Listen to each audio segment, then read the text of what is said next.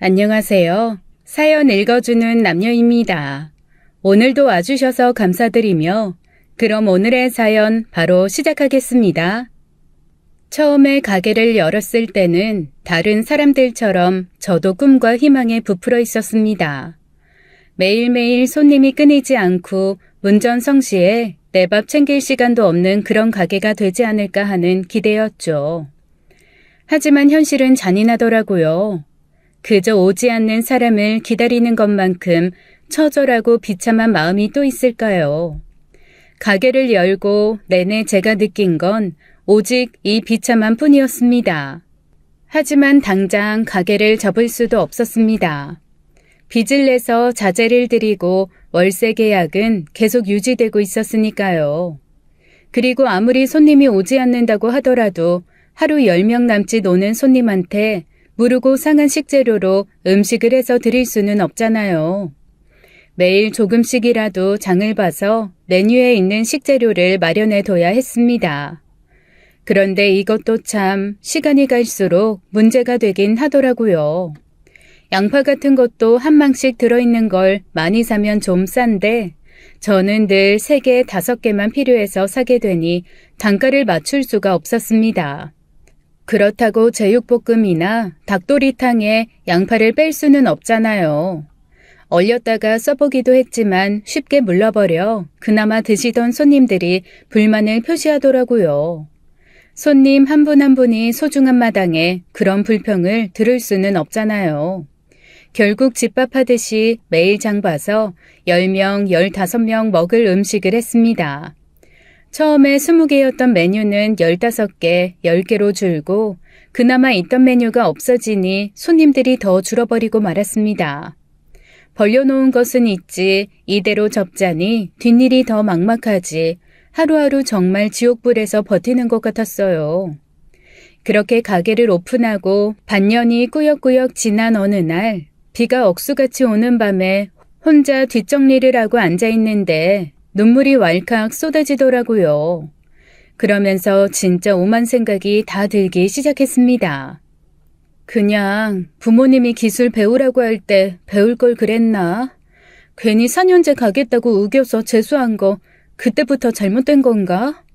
아니야. 졸업하고 헛바람 들어서 어학연수 갔다 온 거 그거부터인가 봐. 아니지. 그래도 어학연수하고 온 덕분에 처음 몇 년은 그래도 아르바이트라도 하고 살았잖아. 아, 모르겠다 진짜. 한번 터진 걱정의 뚝은 하염없이 무너지며 저를 좌절의 나락으로 끌고 갔습니다.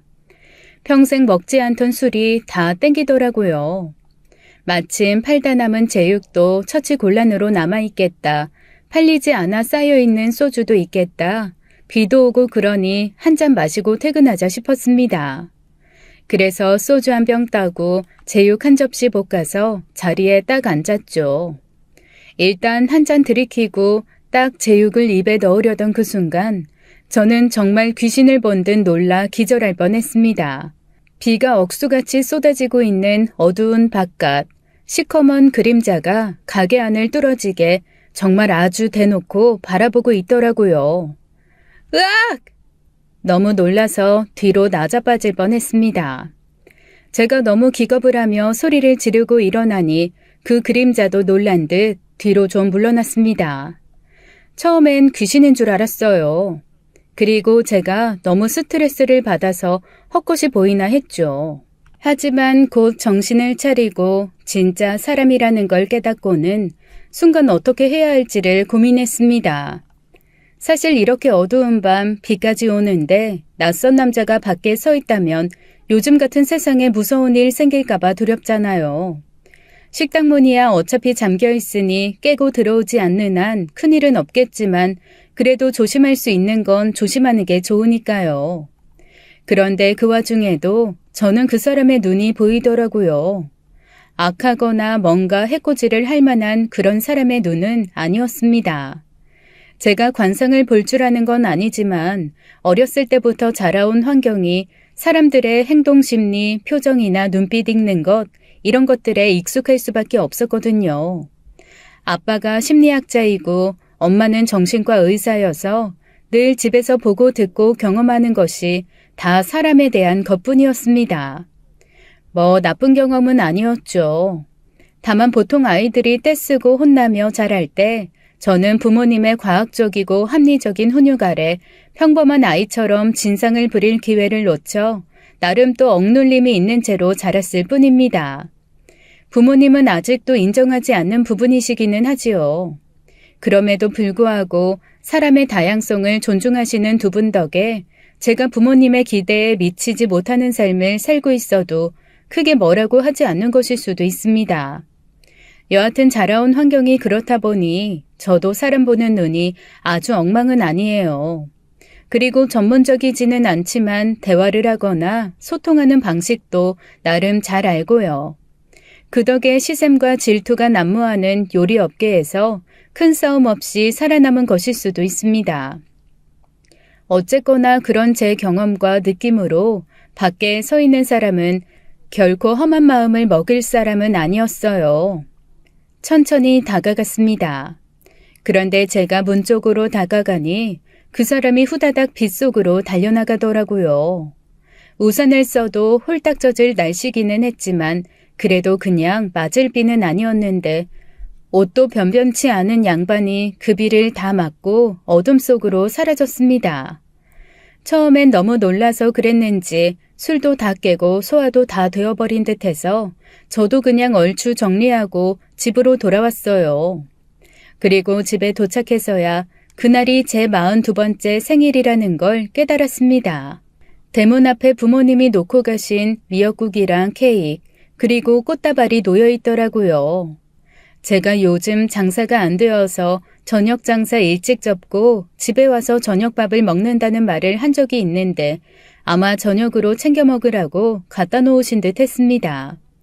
이 나이가 되도록 부모님께 생일 챙겨받는 것도 죄송하고 혹시 제 자존심이 상하거나 할까봐 집으로 불러 밥 한 끼도 못 해준 채 놓고 가신 마음을 알 것 같았어요.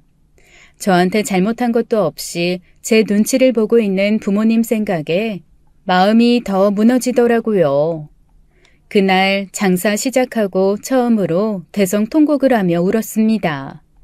울컥 눈물이 나는 정도가 아니라 정말 가슴을 쥐어뜯으며 울게 되더라고요. 진퇴양난이 따로 없었어요.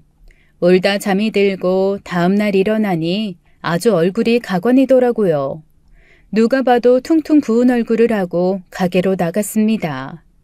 두 손 무겁게 장을 봐도 모자랄 판에 가볍게 두 봉지 장을 봐서 가게로 들어와 식재료를 다듬었어요. 오늘은 또 몇 명이나 올지 일주일 뒤에 내야 하는 월세는 어떻게 감당할지 한숨만 푹푹 새어나오던 그때 누가 가게 문을 열고 들어왔습니다. 죄송해요. 아직 영업 전이에요. 혹시 물 한 잔만 얻어 마실 수 있을까요? 아, 물이요? 처음에는 짜증이 좀 났습니다. 원래 그런 걸 잘 안 믿는데 장사를 하다 보니 저도 모르게 믿게 되는 몇 가지 징크스, 미신 같은 게 생기더라고요. 마수거리 손님이 싼 메뉴를 먹으면 하루 종일 자잘하게 돈을 번다던가 영업 전에 장사치나 구걸하는 사람이 오면 그날은 공친다던가 하는 것들이요. 가뜩이나 장사가 안 돼서 힘든데 대바람부터 손님도 아닌 물 달라는 사람이 들어온 게 좀 신경질이 났습니다. 저도 모르게 한숨과 함께 일어나 정수기에서 물을 한 컵 따랐습니다. 네, 여기요. 그렇게 성의 없이 물을 건네며 그제야 제대로 가게 안으로 들어온 사람의 얼굴을 봤어요. 냄새나는 몸, 더벅머리에 손가락이며 손등에 꼬질하게 때가 껴서 나무 등골 같은 손, 전혀 어울리지 않게 겹겹이 입은 옷과 다 떨어진 신발은 누가 봐도 노숙자의 모습이었습니다. 그런데 그 사람의 눈이 어디선가 본 것 같은 눈인 거예요. 대체 이 눈을 어디서 봤을까 한참 고개를 갸웃거리다가 퍼뜩 생각이 떠올랐습니다. 어제 문 밖에 서 계셨죠? 네. 놀라게 해드려서 죄송합니다. 어제는 비가 너무 많이 와서 제대로 사과도 못 드리고. 정중하게 사과하면서 그는 자신이 손으로 잡았던 물컵을 냅킨 한 장을 꺼내서 겉면을 닦아내곤 조용히 내려놓더라고요. 꼭 더러운 손으로 잡아서 미안하다는 듯 말입니다. 그 모습을 보고 어라, 이 사람이 아예 경우 없거나 이상한 사람은 아니구나 하는 생각이 들었어요. 그리고 무슨 마음에서였는지 저도 모르게 불쑥 이렇게 말하고 말았습니다. 식사는 하셨어요? 아직 영업 전이라 크게 준비된 건 없지만 간단하게 식사하실래요? 제가 보다시피 지금 제가 돈이... 밥집에 밥 없겠어요. 한 그릇 드시고 가세요. 그러자 그 노숙자가 부엌을 힐끔 보면서 글쎄 이러더라고요. 밥은 언제 하셨죠? 밥이요? 지금 있는 밥은 어제 해서 보온으로. 밥은 시간이 지나면 녹말로 인해 서로 들러붙습니다. 미리 해서 퍼둔 밥을 온장고에 넣었다 주는 기계에 밥이 떡처럼 눌러붙고 누렇게 변하는 이유죠. 귀찮더라도 그때그때 회전할 수 있을 만큼 밥을 하시는 게 좋아요. 네? 네. 순간 좀 어이가 없었습니다. 사람을 외향적인 조건으로 판단하면 안 되기는 하지만 솔직히 밥 한 끼가 아쉬울 판에 어제 한 밥, 방금 한 밥 가리면서 잔소리하는 건 상상도 못했거든요. 제가 당황한 얼굴로 멍하게 서 있으니 그 역시 자신이 좀 실수했다고 생각한 건지 민망해하며 부스럭부스럭 나갈 준비를 했습니다. 아이고, 제가 괜한 소리를. 식사는 괜찮습니다. 제 꼴이 이래서 오래 머무르는 것도 좀 그렇고 이러다 손님 오시면 민폐이기도 하고 물 한 잔으로도 충분합니다. 감사합니다. 그가 빠르게 밖으로 나가려던 찰나 또 무슨 생각에 그랬는지 그 사람을 불러 세웠어요. 그리곤 지갑을 열어 그 안에 들어있던 5만 원짜리 4장을 내밀었습니다. 솔직히 말하면 제 손이 돈을 꺼내 전해주면서도 제 머리가 스스로에게 질문을 하는 이상한 상태였어요. 뭐랄까 머리와 손이 따로 노는 걸 들여다보는 듯한 이상한 느낌이랄까요. 마치 제 손과 머리와 마음과 이성과 감성이 각각 다 제멋대로 구는 듯 했어요. 이건 다른 의미는 아니고요. 저희 집 밥이 별로 마음에 안 드시면 꼭 다른 데서라도 식사 챙기시라고요. 저도 보시다시피 장사가 잘 되는 건 아니라 이런 말할 처지는 아니지만 그래도 먹고는 살아야 하지 않겠어요? 그러니까 밥 챙기세요. 제가 내민 돈을 그 사람은 한참 바라보더라고요. 그러더니 조심스레 돈을 받아들고 꾸벅 인사를 하고는 밖으로 나갔습니다. 불과 10분도 안 되는 시간이었는데 그 사람이 들어와서 물을 얻어 마시고 돈을 받아서 나가는 그 일련의 과정이 꼭 1년은 되는 것처럼 길게 느껴졌어요. 갑자기 스스로에게 좀 어이가 없더라고요. 하루 장사 미천 싹 털어줄 만큼 그 노숙자에게 관심이 있거나 안타까운 마음이 있었던 것도 아니고 그 사람이 요구한 것도 아닌데 돈을 내준 것이요. 미쳤어. 아직 고생 덜 했지? 돌았어 진짜. 하루에 20만 원 벌지도 못하는 게 미쳤나 봐 진짜. 내가 왜 그랬지? 그렇게 자책을 하며 멍하게 앉아 있는데 엄마 전화가 울렸습니다. 어쩐지 지금 받으면 울 것 같아서 뜸을 들이다가 분명 어제 생일밥은 먹었냐고 걱정할 것 같아서 조심스레 받았죠. 너 목소리가 왜 그래? 아니나 다를까 한껏 포장하고 발랄하게 받았는데도 엄마는 귀신같이 제 목소리가 이상하다는 것을 아시더라고요. 살면서 한 번도 엄마를 속여 넘긴 적이 없었는데 뭐하러 매번 아닌 척 하느라 힘을 빼는 건지. 아니야 엄마. 아침부터 좀 이상한 일이 있어서. 왜? 무슨 일인데?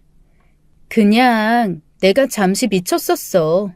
장사도 안 되는데 아침부터 노숙자 하나가 물 달라고 왔거든. 그런데 우리 집 밥 상태가 어쩌고 잔소리를 하면서 글쎄 밥 먹고 가라는데 지적질하고 안 먹는 거야. 그러고 나가려는 사람 내가 굳이 붙들고 글쎄 돈을 줬다? 미쳤지 내가.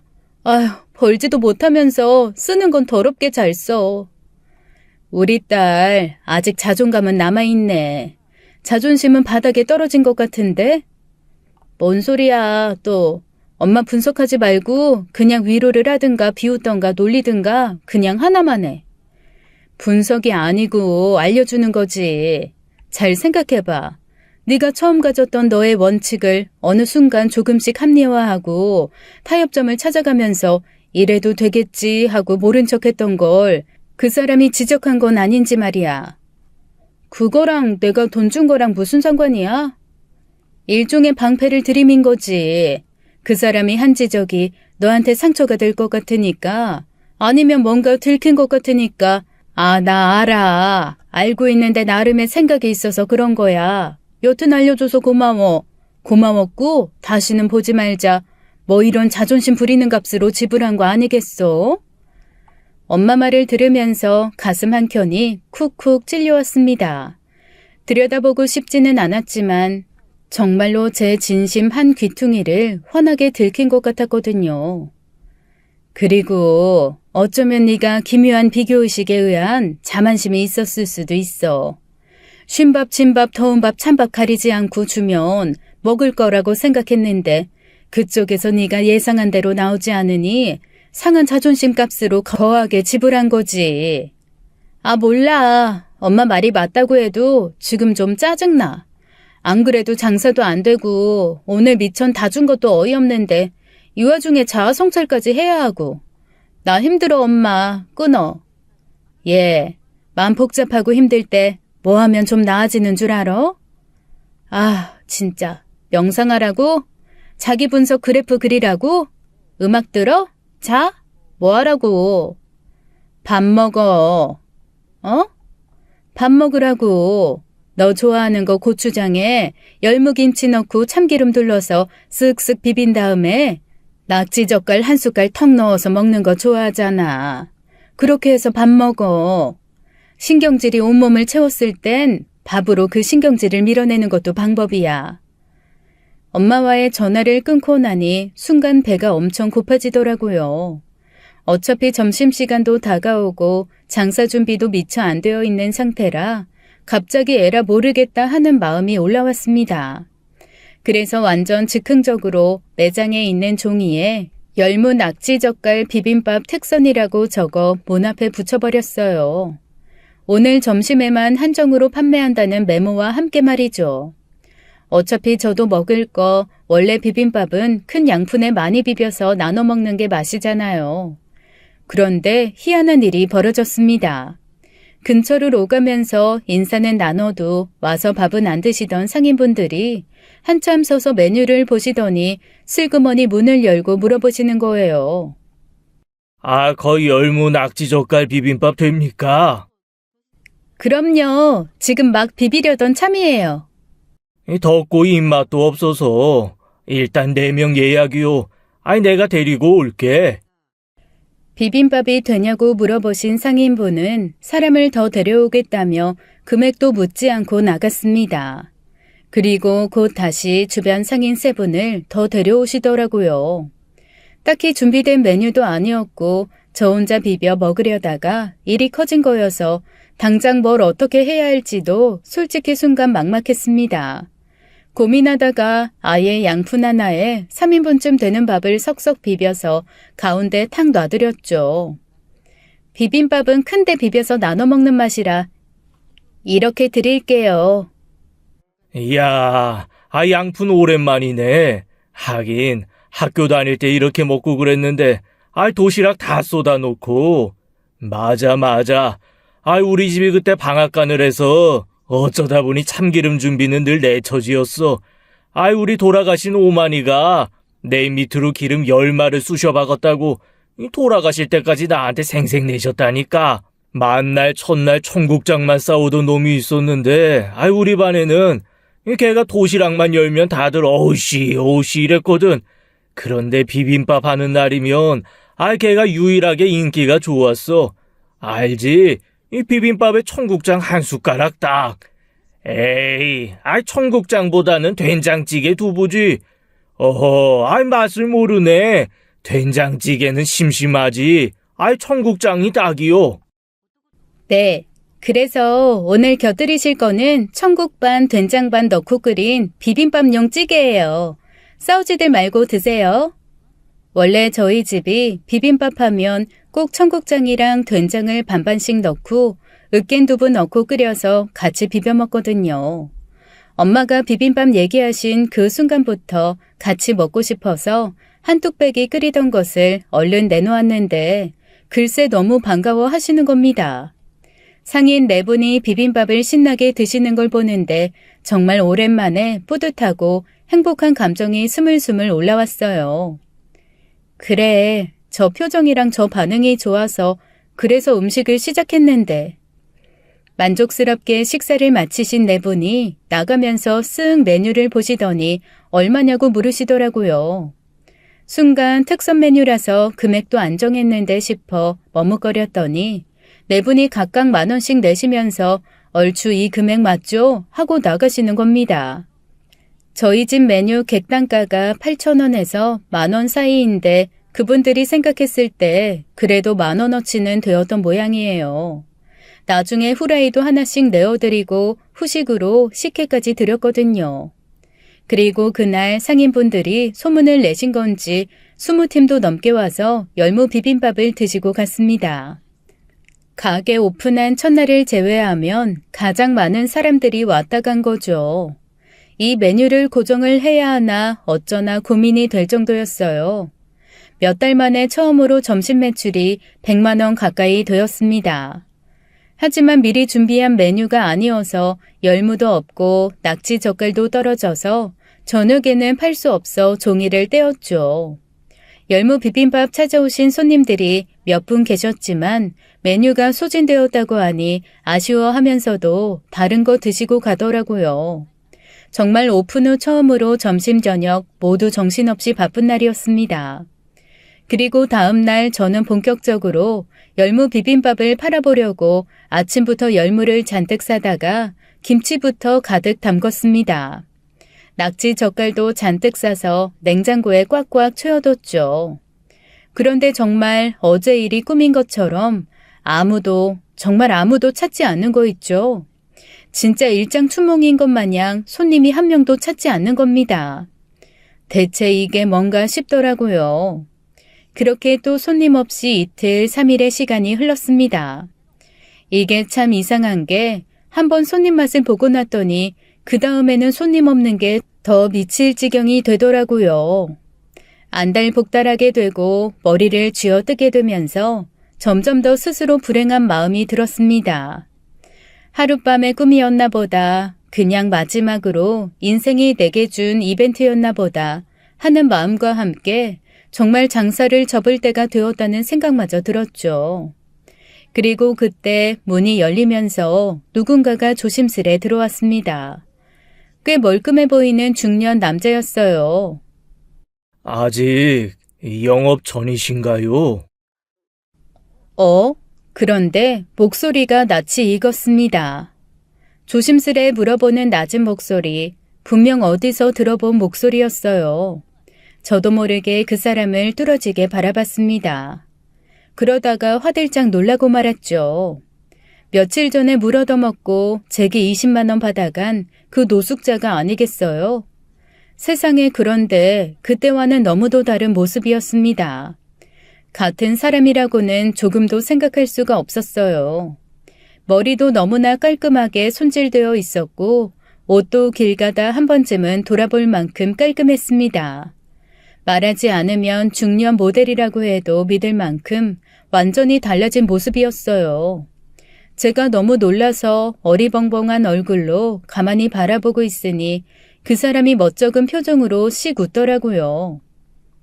모습이 너무 달라져서 몰라보셨죠? 그러게요. 진짜 많이 다르시네요. 죄송해요. 이런 말씀도 실례인데 불쾌하셨으면 죄송합니다. 아이고, 아닙니다.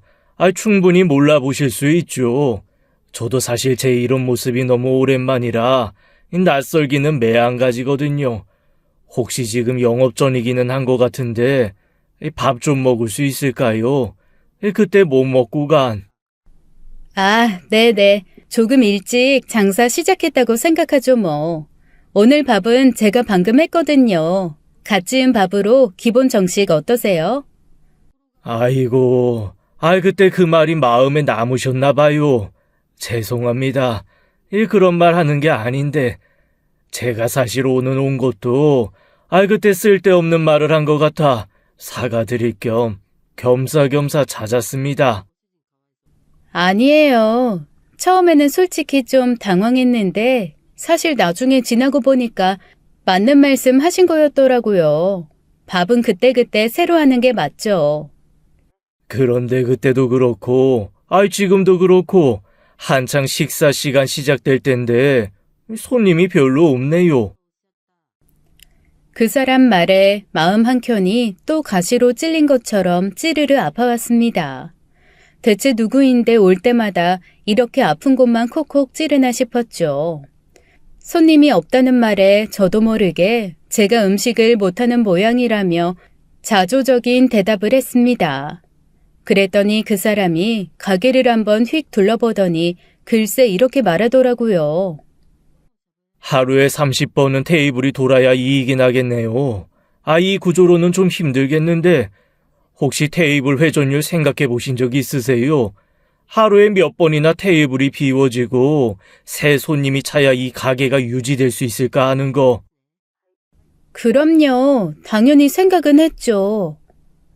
그런데 분식집도 아니고 이 정도 유지하려면 적어도 한 테이블이 30번은 돌아야 되는데 하루 동안 그게 가능한 메뉴라고 생각하세요? 그리고 상권이 한정되어 있는데 거기에 맞는 메뉴인가 아닌가도 고민해 보셨나요? 아주 초기 세팅하는 부분부터 생각해서 전체적으로 다시 고민을 해 보셔야 될 것 같아요. 사실 그 사람의 얘기를 들으면서 좀 많이 당황했습니다. 뜬금없이 와서 저희 회전율을 물어보질 않나 자기가 뭐라도 되는 양 이러쿵저러쿵 얘기하는 것 자체가 좀 어이없더라고요. 저 나름 그래도 이곳저곳 다니면서 경험이 많이 쌓인 사람인데 내가 왜 여기서 이 사람한테 이런 얘기를 듣고 있어야지 라는 생각도 불쑥 올라왔습니다. 그런데 제 이런 생각을 읽기라도 한 듯이 그 사람이 절 보고 웃으면서 이렇게 물어보더라고요. 내가 왜 이 사람한테 이런 얘기를 듣고 있어야 하나 싶으시죠? 네, 솔직히 말하면 좀 그래요. 지난번 밥도 그렇고 지금 얘기도 그렇고 듣다 보면 틀린 얘기는 아닌데 좀 이상하고 의아하기는 해요. 진짜 솔직하시네요. 저 이상한 사람 아닙니다. 이것도 인연인데 밥 먹으면서 얘기할까요? 조금 얼떨떨하고 당황스러운 상태이기는 했지만 그래도 밥 먹으면서 얘기하자니 거절할 이유는 없었습니다. 그런데 그 사람과 마주 앉아서 차근차근 얘기를 하다 보니 왜 그 사람의 목소리가 제 귀에 익었는지 그리고 그 사람의 눈빛이 익숙했는지 알 수 있었어요. 잠깐만. 혹시 네, 아예 알아보신 것 같은데 저 그 사람 맞습니다.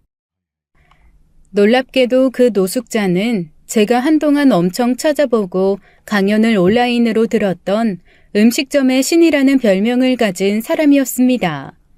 상권 분석도 시원시원하게 해주고 되면은 왜 잘 되는지 안 되면은 왜 안 되는지 아주 쪽집게처럼 콕콕 집어서 얘기해줬던 사람이라 인기도 엄청 많았거든요. 그런데 어느 날 갑자기 자취를 감춰서 그 이후 제 기억 속에서도 서서히 사라졌었죠. 대부분 컨설팅하는 사람이 자기가 정답인 양 똑부러지게 말은 하지만 거만하고 아나무인인 경우가 많은 이 세계에서 보기 드문 다정한 사람이었던 걸로 기억하거든요. 아니 대체 어디서 뭘 하다가 아니 어떻게 되신 거예요? 그러자 그 사람이 희미하게 웃으면서 저한테 사연이 깊다고 했습니다. 그러면서 원래는 밥을 먹으면서 가볍게 말할까 했는데 아무리 생각해도 그건 아닌 것 같다고 하더라고요. 일단 밥 다 먹고 나중에 가게가 끝날 때쯤 괜찮은 시간을 말해주면 그때 다시 찾아와서 잠깐 얘기 가능하겠냐고 물었습니다. 당연히 얘기야 가능하고 워낙 음식점의 신으로 유명했던 사람이니 무슨 얘기를 할지 궁금하기도 했지만 한켠에서는 대체 나한테 왜? 라는 의문이 더 크게 밀려왔어요. 그런데 대체 무슨 얘기를, 뭔가 마음에 안 드세요? 저희 음식이 너무 이상한가요? 아니요. 나중에 한꺼번에 얘기하죠. 이따가 저녁 때 가게 마무리할 시간쯤 다시 오겠습니다. 그리고 그는 가게를 나가면서 지난번에 제가 줬던 20만 원에 밥값까지 얹어서 계산을 하더라고요. 그 20은 정말 드린 돈이었다고 안 주셔도 된다고 했지만 극구 제 손에 쥐어주며 이 돈 받고 자기가 정신이 번쩍 났다며 자세한 얘기는 나중에 하자는 얘기를 또 하더라고요. 그날 그 사람이 밥을 먹고 나간 후에 평소에도 그다지 잘 되는 장사도 아니었지만 저는 정말 하루 종일 장사를 하면서 일이 손에 잡히지 않았습니다. 대체 저 사람이 왜 갑자기 나타났는지도 너무 궁금했고 저한테 무슨 얘기를 하려고 하는 건지도 궁금하더라고요. 그러면서 문득 이런 생각이 들었습니다. 거절하기도 애매하게 갑자기 반했다느니 어쨌다느니 그런 얘기 하는 거 아니야? 정말 그런 거 거절하는 거 나 진짜 못하는데. 만약에 그렇다 그러면 어떻게 해야 되지? 사실 저한테 다정한 눈빛을 한 번 준 것도 아니고 애틋한 말 한마디를 한 것도 아니었지만 제 상상으로 끌어모을 수 있는 가정은 그게 전부였어요. 아니 세상과 담쌓았던 중년의 남자가 다시금 멀끔한 모습으로 나타나서 할 얘기가 있다고 하는데 대체 무슨 상상을 할 수 있겠어요. 아무리 머리 굴려도 고백 외에는 떠오르지 않더라고요. 하지만 그렇게 오만 걱정을 혼자 상상으로 하고 있던 게 무색하게 저녁에 만난 그 사람이 저에게 한 첫마디는 바로 이거였습니다. 왜 그렇게 장사가 안 되는지 알고 있어요? 네? 이유요? 아니요, 아직. 안 그래도 고민이긴 한데 제가 어떻게 할 수 있는 부분도 아니고.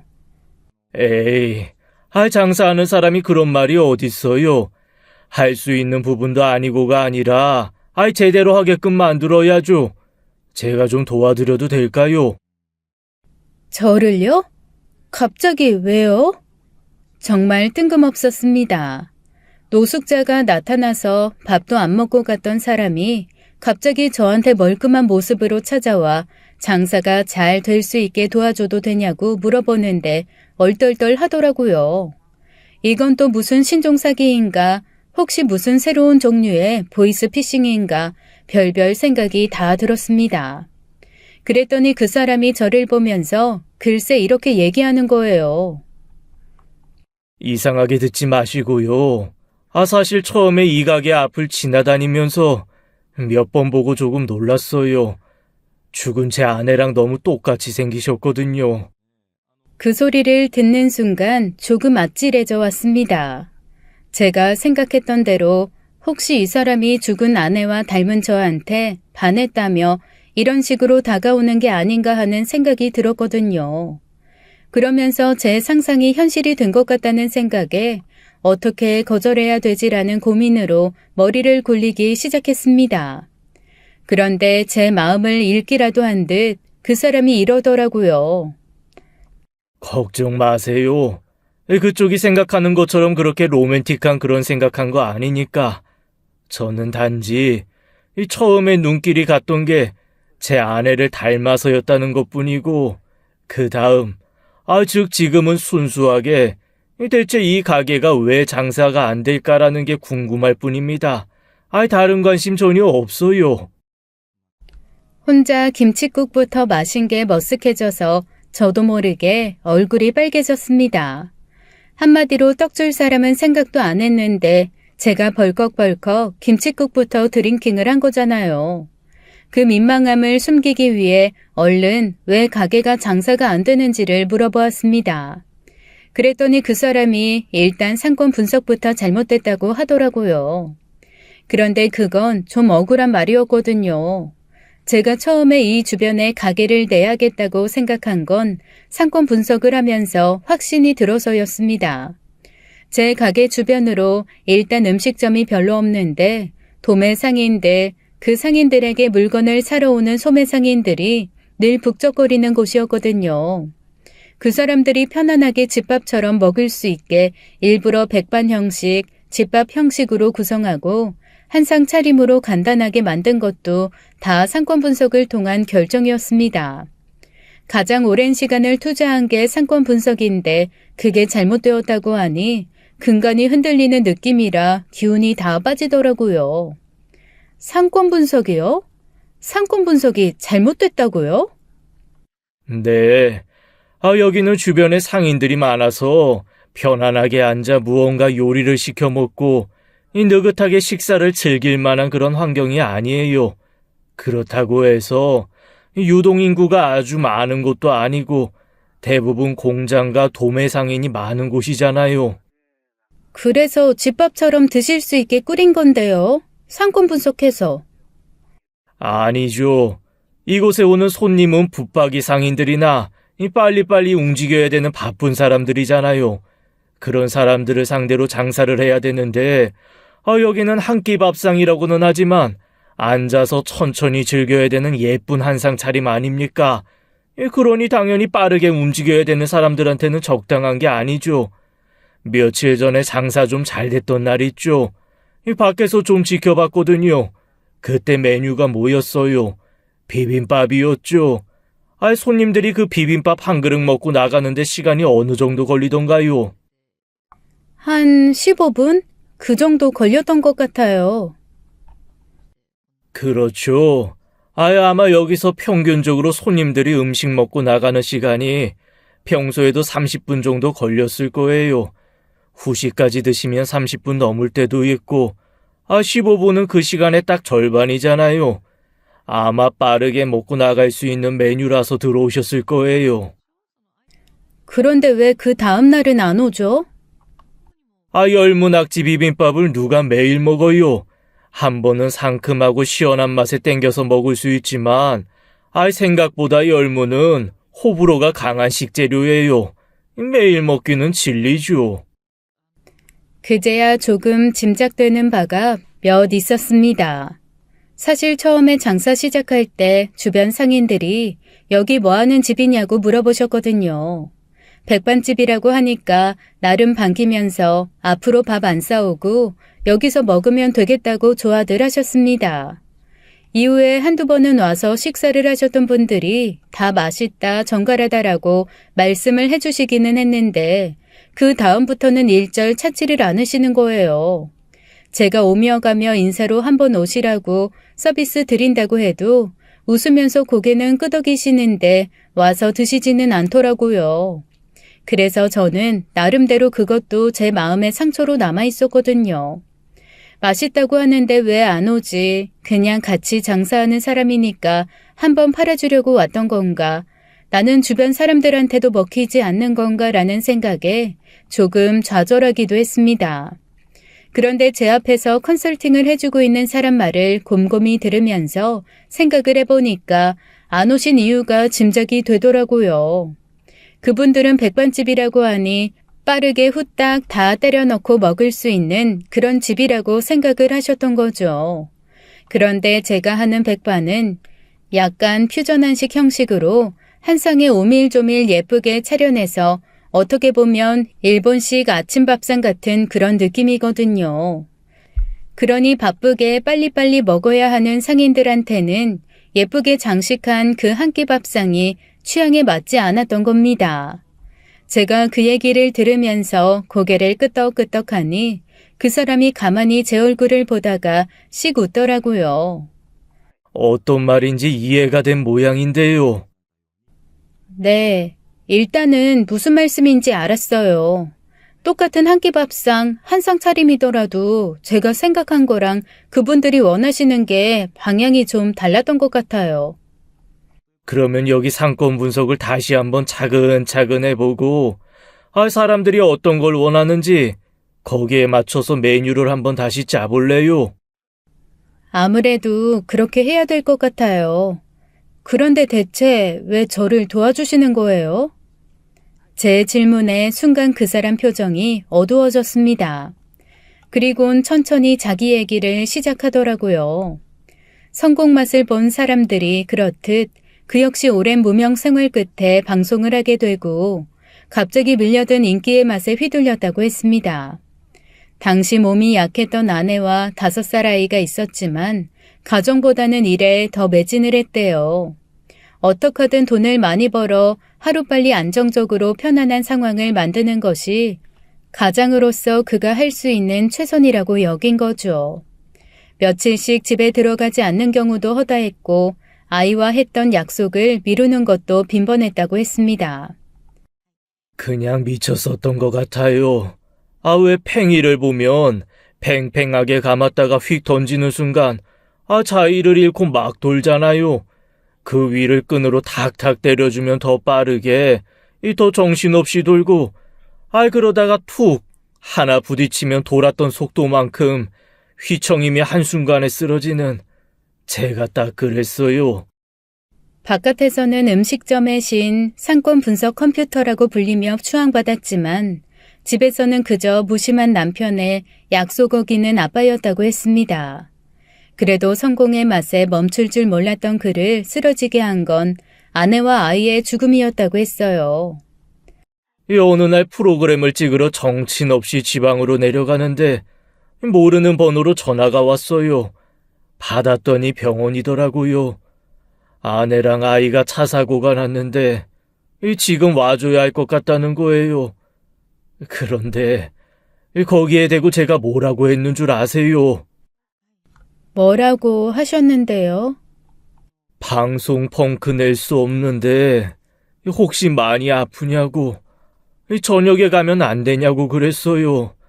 순간 저한테 전화했던 사람이 침묵을 하다가 천천히 그러더라고요.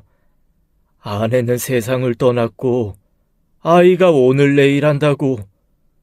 저녁 때 되면 이미 아이도 세상에 없을 수 있다고 말이죠. 그 말을 하면서 그는 숨을 몇 번이고 참았다 몰아쉬고 참았다가 몰아쉬었습니다. 여전히 너무 말하기가 어려운 일인 듯 했어요. 당시 그가 정말 무서웠던 건 순간 아이에게 가봐야겠다는 생각보다는 방송 펑크 어떡하지? 가망이 없다면 방송을 찍는 게 어떨까라는 생각을 한 본인 스스로였다고 했습니다.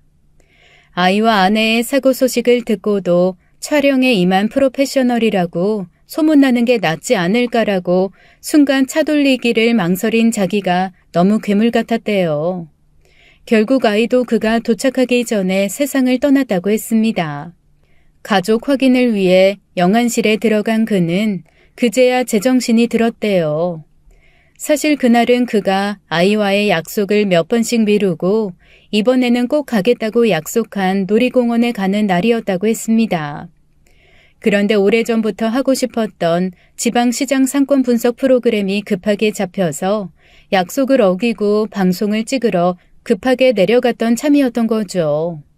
결국 아빠와 가지 못한 놀이공원을 이번에도 그냥 넘길 수는 없어서 그의 아내가 서툰 운전으로 아이와 길을 나섰다가 참변을 당했던 거였습니다. 그런데 웃긴 게 뭔 줄 아세요? 제가 가족보다 먼저 우선순위에 두고 나 아니면 안 될 거라고 확신했던 그 지방시장 있잖아요. 그게 다른 사람을 급히 끼워놓고 진행했는데 그 사람이 그 프로그램으로 완전히 떴어요. 저랑 다르게 막 욕도 하고 화도 내고 집어 던지기도 하고 그러는 사람이었는데 그게 또 대중들의 답답한 마음을 뚫어주는 역할을 한 모양이더라고요. 참 재밌는 게 그 다음부터 방송이 반토막 나고 3개월쯤 지나니 아무도 절 안 찾더라고요. 억울하고 어이없어서 미쳐 돌다가 가족 잃고 이 꼬라지 난 거죠. 지금도 사실 집에서 편한 침대에 누우면 아내랑 아이 얼굴이 보여요. 제 옆에서 왜 그랬냐고 원망하는 것 같아서 똑바로 누워서 잠을 못 자겠어요. 너무 불안하고 힘들고 무서워요. 그의 고백을 들으면서 마음 한켠이 좀 아파왔습니다. 분명 그 사람만의 잘못은 아닐 텐데 그렇게 트라우마로 힘들어하는 걸 보니 참 사람이 돈이 전부가 아니구나라는 생각도 들고 가족 잃은 아픔에 이렇게까지 오래 괴로워하는 걸 보고 이 사람도 녹록지 않은 삶을 살았구나라는 생각도 들었습니다. 그 사람의 얘기는 천천히 계속되었어요. 제가 엄마 아빠에게 배운 것 중 하나는 누군가가 지독한 절망을 하고 있거나 깊은 슬픔에 빠져 있을 때 대부분 위로를 하려고 이 얘기 저 얘기하며 애쓴다는 거였습니다. 하지만 정말 상대방이 원하는 건 그냥 조용히 얘기를 들어주는 것일 수도 있다는 거, 그걸 오래전부터 배웠거든요. 그래서 그 사람이 편하게 얘기할 수 있도록 중간중간 끄덕이거나 대답만 짧게 하고 계속 얘기에 귀를 기울였습니다. 처음에는 힘겹게 얘기를 꺼내며 머뭇거리던 그 사람이 1시간 정도 뭔가 털어놓고 나더니 그제야 좀 편해졌는지 제 눈도 한번 보고 웃기도 하고 그러더라고요. 그래서 그 이후에 다 놓고 무심히 지내셨던 거예요? 좌절이 깊어서? 아무 의욕이 없더라고요. 이 가족들이랑 행복하게 살기 위해 노력했다고 생각했는데 결국 제 욕심으로 가족을 잃은 거잖아요. 제 삶 자체가 의미가 없더라고요. 그런데 어느 날 이 가게 앞을 무심히 지나다가 너무 놀랐어요. 그리고 아내 닮은 사장님을 보고 솔직히 말하면 정신이 좀 번쩍 들었어요. 제 아내가 바쁜 저를 이해해줬던 유일한 이유가 누군가의 삶을 변화시키는 제가 자랑스러워서였거든요.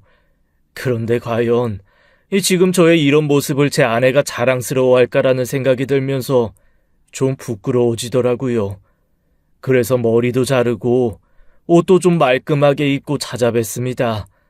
제 능력 많이 부족하기는 하지만 혹시 이런 저라도 괜찮으시면 이 가게 좀 잘 될 수 있게 제가 도와드려도 될까요? 그의 말에 좀 얼떨떨했습니다. 예전 같지는 않겠지만 그래도 여전히 전설처럼 이런저런 얘기가 내려오는 장본인이고 한번 컨설팅할 때 받는 비용이 정말 만만치 않다는 것도 알고 있었거든요. 그런 사람이 먼저 도와주겠다고 하니 저로서는 거절할 이유가 없었습니다. 혹여 이게 몰래카메라거나 이상한 사기라고 할지라도 저로서는 뒤로 물러날 수 있는 상황이 전혀 아니었거든요.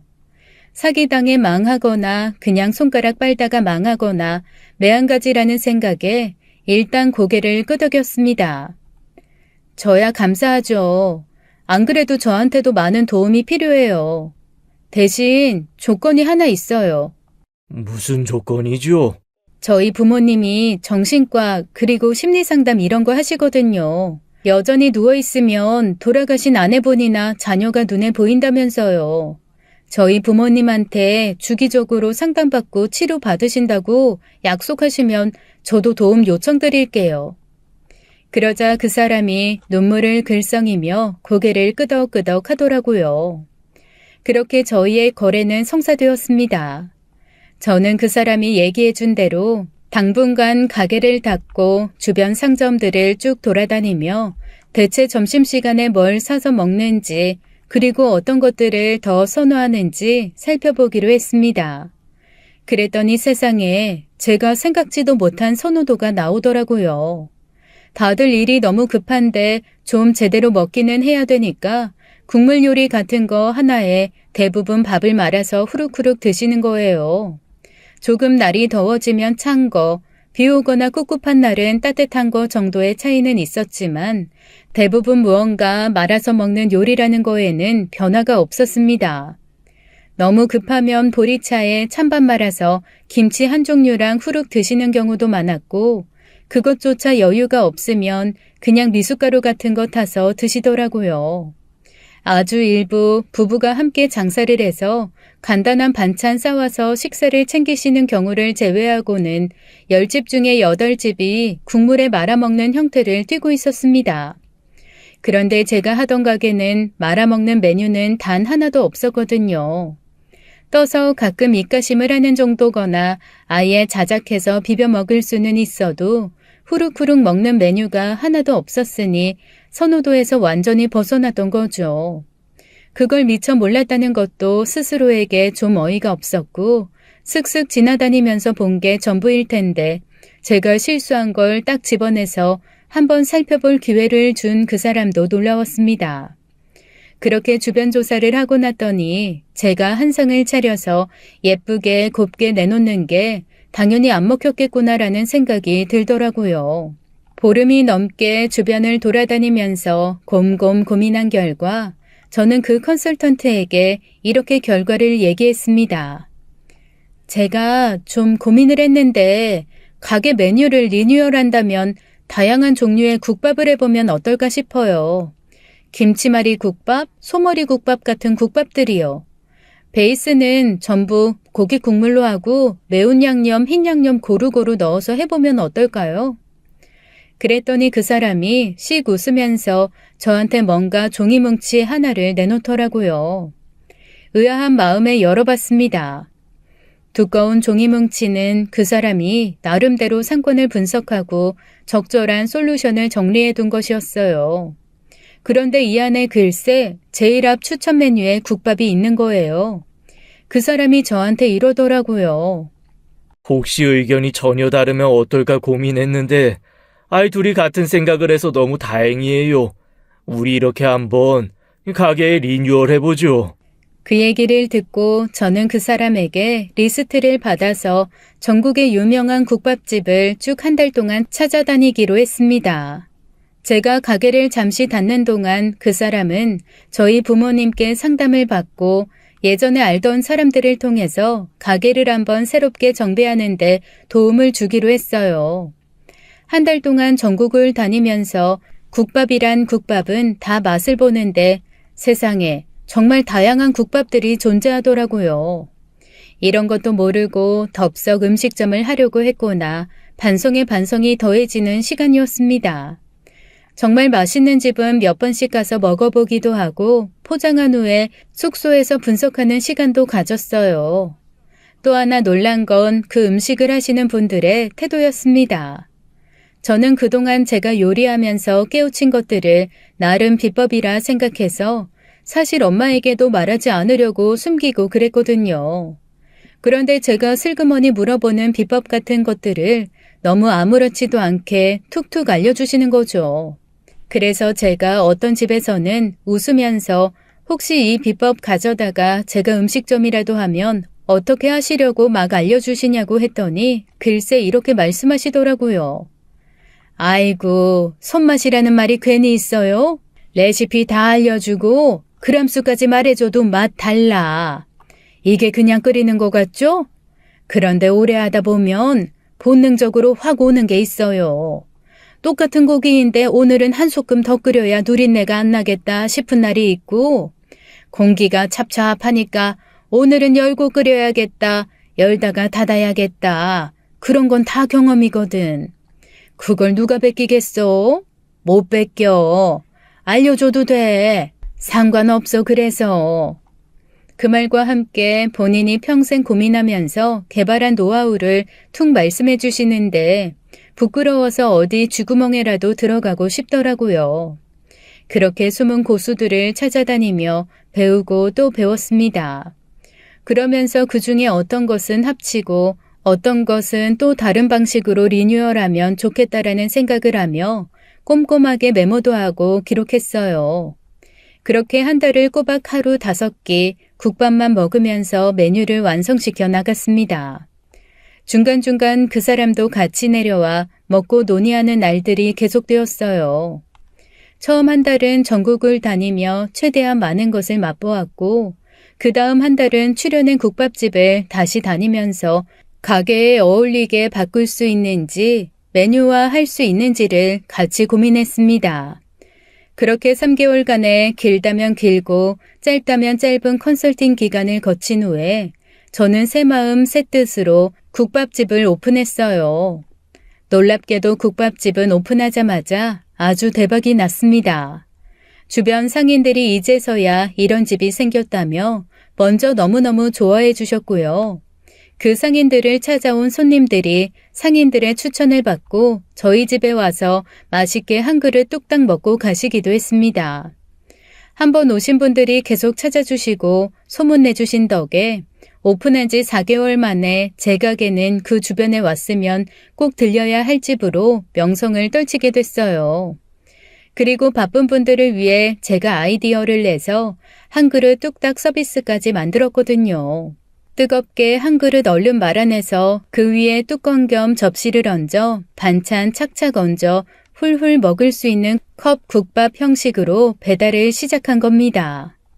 매일 반찬도 조금씩 바꾸고 배달에 제공하는 숟가락은 끝이 포크 모양으로 된 것으로 들여 정말 딱 받자마자 거추장스러운 거 없이 국밥 먹고 반찬 찍어 먹을 수 있게 해드렸죠. 컵국밥의 인기가 올라가면서 가게도 점점 확장하게 되었습니다. 그렇게 새로 오픈한 제 가게는 어느덧 종업원도 4명이나 두고 배달하는 사람도 2명을 둔 큰 가게로 성장했어요. 불과 몇 달 전만 해도 다음 달 월세를 어떻게 해야 되나 고민하던 거에 비하면 정말 괄목상대할 만한 변화였죠. 그리고 저에게 컨설팅을 시작했던 그 노숙자는 저희 부모님의 도움으로 이제는 약 없이도 깊은 잠을 잘 수 있는 사람이 되었습니다. 그리고 제 옆에서 가장 든든한 조력자이자 가장 쓴소리를 내뱉는 스승님으로 여전히 엄청난 잔소리를 하고 계세요. 다시 재기해서 요즘에 무지 바쁜데도 꼭 일주일에 한 번은 저희 집에 와서 국밥 한 그릇 드시고 가면서 그때마다 이런저런 잔소리를 쏟아내시니까요. 어느 비 오는 날 귀신처럼 찾아왔던 노숙자 그 사람이 제 인생의 귀인이 될 줄은 미처 몰랐습니다. 제가 완전 초기에 요리를 배울 때 저희 스승님이 이런 말씀을 하신 적이 있어요. 아무리 진상 손님이어도 그 손님이 분명 한 가지 역할은 하는 법이다라는 얘기를 하셨었거든요. 저 요즘 제 스승님 보면서 그런 생각을 하곤 합니다. 제가 만약 물 한 잔 달라고 했던 그때의 저희 스승님을 그냥 쫓아냈다면 오늘날의 이런 대박은 아마 없었을 거예요. 좋아하는 요리를 하며 바쁘게 살 수 있는 요즘 저는 가장 행복합니다. 지금까지 사연 읽어주는 남녀였습니다. 끝까지 시청해주신 여러분 감사드리며 저희는 다음 사연으로 돌아올게요. 감사합니다.